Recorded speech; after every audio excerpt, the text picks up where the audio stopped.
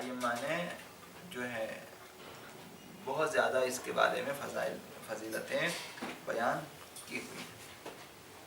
عرض کیا کہ اس تسبیح کے لیے کچھ شرائط ہیں کہ وہ ثواب جو بیان ہوا ہے کہ وہ ہم حاصل کر سکیں.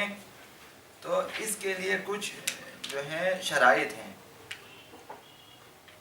شرائط میں سے پہلی شرط جو ہے اس تسبیح کے لیے یہ ہے کہ عدد کا لحاظ رکھیں. اس تسبیح میں عدد مہم ہے. اللہ اکبر ٹھیک 34 مرتبہ ہی آپ نے پڑھنا ہے اور اس کے بعد الحمدللہ ٹھیک 33 مرتبہ پڑھنا ہے، نہ کم نہ زیادہ. اسی طرح آخر میں 33 مرتبہ سبحان اللہ. عدد کا لحاظ رکھنا ضروری. صاحب مفاتیح المغالق انہوں نے اپنی کتاب خلاصہ جواہر الاسرار میں لکھا ہے کہ حضرت آقا امام جعفر الصادق علیہ السلام فرماتے ہیں کہ اسماء الہی خزانے کی مانند ہے اور عدد جو ہے وہ ذراع کی مانند ہے. یہ جو ناپتے ہیں پہلے زمانے میں ہاتھوں سے تو کوہنی سے لے کر انگلیوں کے سروں تک ذراع ہے.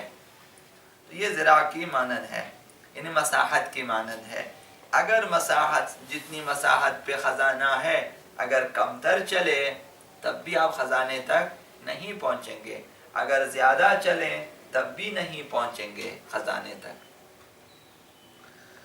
لہذا ہمیں ضروری عدد کا خیال رکھیں تاکہ وہ خزانہ ہمیں ملے. اس میں عدد مہم ہے. مثال اس طرح سے ہے کہ اگر کسی جگہ خزانہ ہو اور آپ ایک قدم خزانے سے آگے بھی ڈالیں تب بھی آپ خزانے سے دور ہو جائیں گے، ایک قدم پیچھے رہ جائے تب بھی آپ خزانے سے دور ہیں، نہیں پہنچیں گے. لہذا عدد کا خیال رکھیں. یہ بھی بتایا گیا کہ اعداد چابی کے دندانوں کی مانند ہے. چابی کے اندر چابی کو آپ نے دیکھا ہے اس میں دندانے ہوتے ہیں.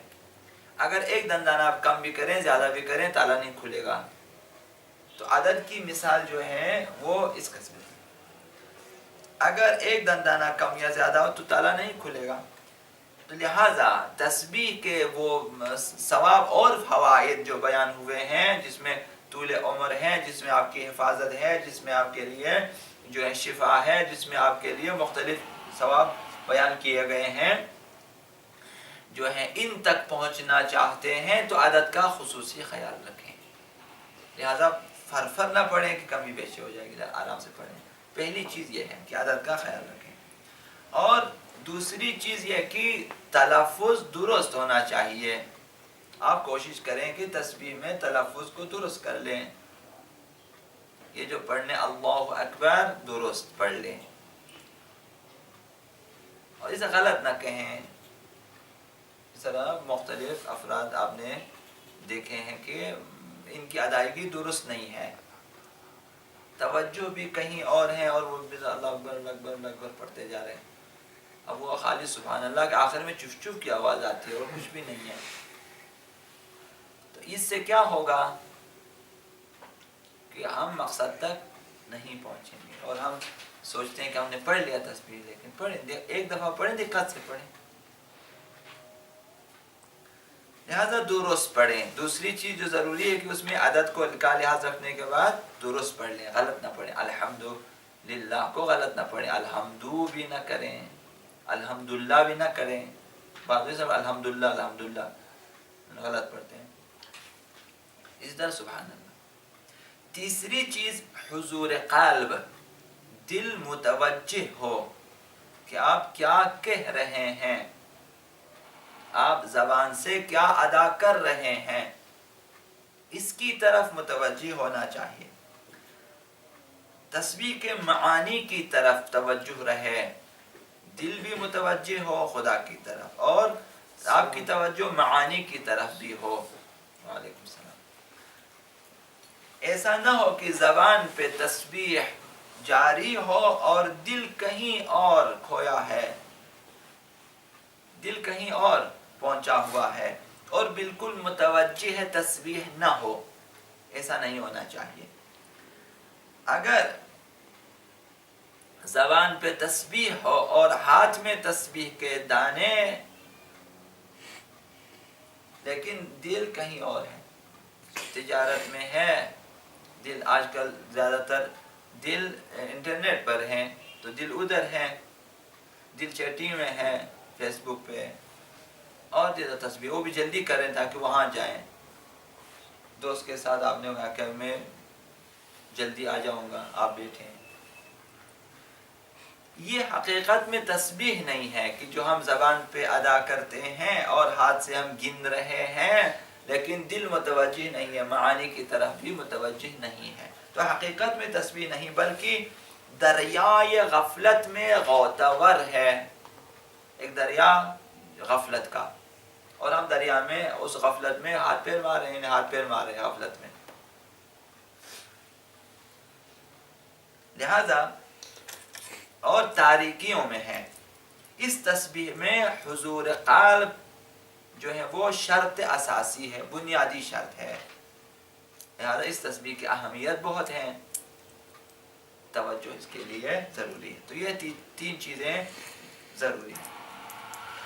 اور چوتھی چیز جس کی رعایت کرنی ہے اس تسبیح کے لیے، وہ حالت تشہد ہے، تشہد کی جو حالت ہے اس کی رعایت کرنی چاہیے۔ جس حالت میں آپ نے تشہد پڑھا ہے اسی حالت میں توجہ کے ساتھ، درستگی کے ساتھ، عدد کے جو ہے لحاظ رکھنے کے ساتھ تسبیح سیدہ کائنات سلام اللہ علیہا کو پڑھیں۔ لہذا تشہد کی حالت کو کل بھی عرض کیا آپ کی خدمت میں، تشہد کی حالت کو خراب نہ کریں، یعنی قبل رخ ہے آپ، تشہد کی حالت یہ ہے، قبل رخ ہے، چہرہ آپ کا قبلے کی طرف ہے، جسم آپ کا قبلے کی طرف ہے، اور جو ہے لہذا ادھر ادھر نہ ہو، لیٹا ہوا نہ ہو، اور جو ہے قبلے سے منہ پھرا ہوا نہ ہو، جس طرح انداز میں آپ تشہد پڑھتے اسی انداز میں بیٹھے رہیں، یہ ضروری ہے۔ بیچ میں کوئی کام یا بات نہ کریں جس سے فاصلہ پیدا ہو جائے، کوئی ایسا کام نہ کریں، موبائل سے کھیلنا شروع نہ کریں بیچ میں، کوئی اور کام نہ کریں بیچ میں، نماز ختم تسبیح شروع کریں، فاصلہ نہ ڈالیں بیچ میں، اضافی باتیں اور اضافی کاموں کا فاصلہ نہ دیں۔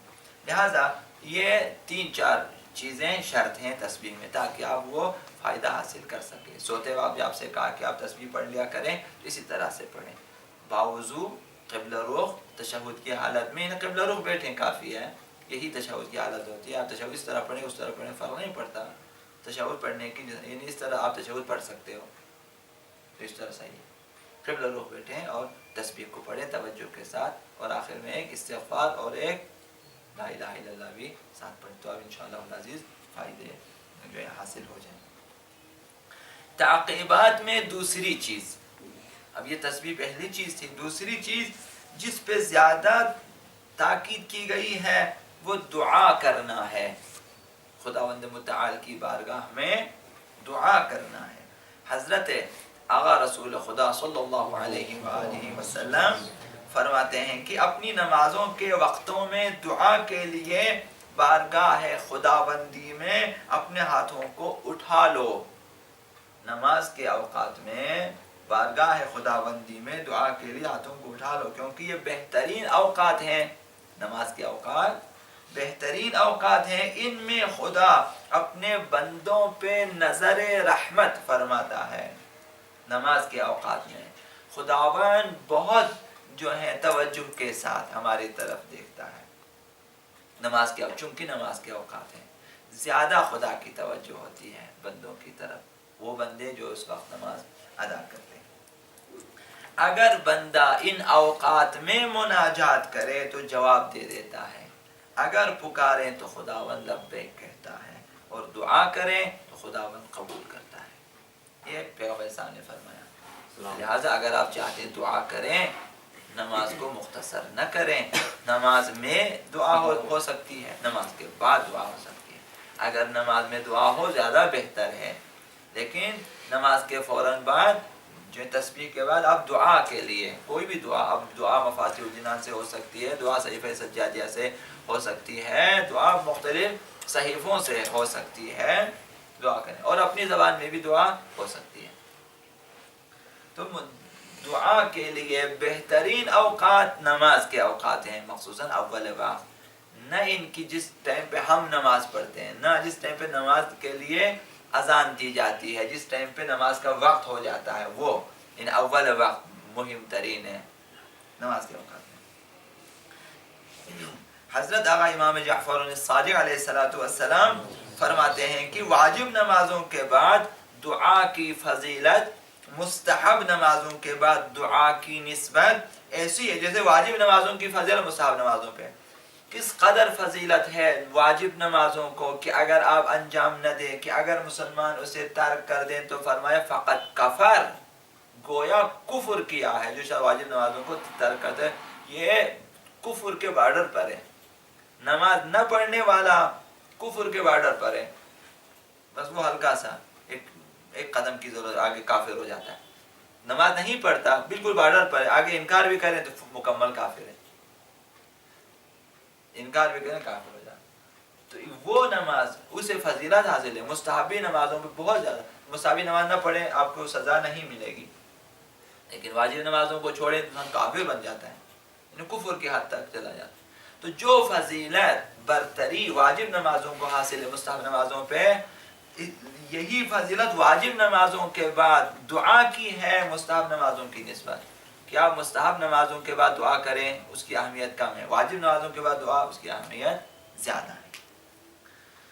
اور یہ بھی فرمایا چھٹے امام نے کہ بعد از نماز کثرت سے دعا کرنا کثرت سے قراءت قرآن سے بھی افضل ہے. چھٹے امام نے آقا امام صادق علیہ السلام نے فرمایا کہ واجب جو ہے بعد از نماز, نماز کے بعد کثرت سے دعا کرنے, زیادہ سے زیادہ دعا کرنا زیادہ سے زیادہ قراءت سے بہتر ہے. ایک انسان دعا نہ کرے اور مسلسل قرآن پڑھے, ایک انسان زیادہ دعا کرے کم قرآن پڑھے, یعنی آقا امام صادق کے اس قول کے مطابق اس کی فضیلت زیادہ ہے کہ دعا کریں.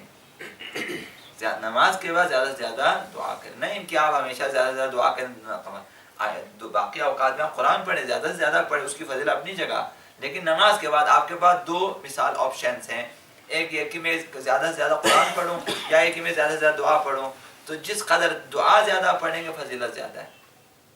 یعنی ضروری ہے کہ واجب نمازوں کے بعد کم از کم انسان حتماً خدا کی بارگاہ میں دعا کرے. تو یہ جو اجتماعی دعا ہوتی ہے یہ اس لیے بھی ضروری ہے. یہ جو نماز کے فوراً بعد پیچھے سے لوگ کہتے ہیں التماس دعا, اور آگے جو پیش نماز بیچارہ دعا کر لیتا ہے, یہ اس لیے ضروری ہے کہ کم از کم انسان جو لوگ جلدی جانا چاہتے ہیں ان کے لیے ایک مختصر دعا تو ہو, کہ کل کو یہ نہ کہیں بغیر دعا کے نکل گئے, نہ مختصر دعا کریں, اس کے بعد جن کے لیے کام ہے ضروری ہے وہ نکل جائیں تاکہ وہ محروم نہ رہیں اس فضیلت سے. بقول حضرت آقا امام محمد باقر علیہ السلام فرمایا کہ واجب نمازوں کے بعد دعا کرنا خود مستحبی نمازوں کے پڑھنے سے بھی افضل ہے. ابھی آپ مثال واجب نمازوں کے بعد بغیر دعا کے کھڑے ہو جائیں, نوافل شروع کریں اور مستحبی نمازیں پڑھتے رہیں. اہل بیت نے فرمایا کہ ضرور دعا کریں, اگرچہ نمازیں بافضیلت ہیں, مستحب نمازوں کی زیادہ فضیلت, نوافل کی بہت زیادہ فضیلت ہے, لیکن دعا کی فضیلت زیادہ ہے. تو ایسا نہ ہو کہ آپ دعا ترک کریں اور نمازوں پہ نمازیں, نہ, دعا ضرور کریں. واجب نمازوں کے بعد ضرور دعا کریں, پھر بے شک آپ نوافل کی نمازیں بجا لایا کریں. یہ تعقیبات میں دوسری چیز عرض کیا کہ دعا کرنا حتماً. تو تیسری چیز انشاءاللہ کل عرض کروں گا آپ کی خدمت میں, محمد و آل محمد.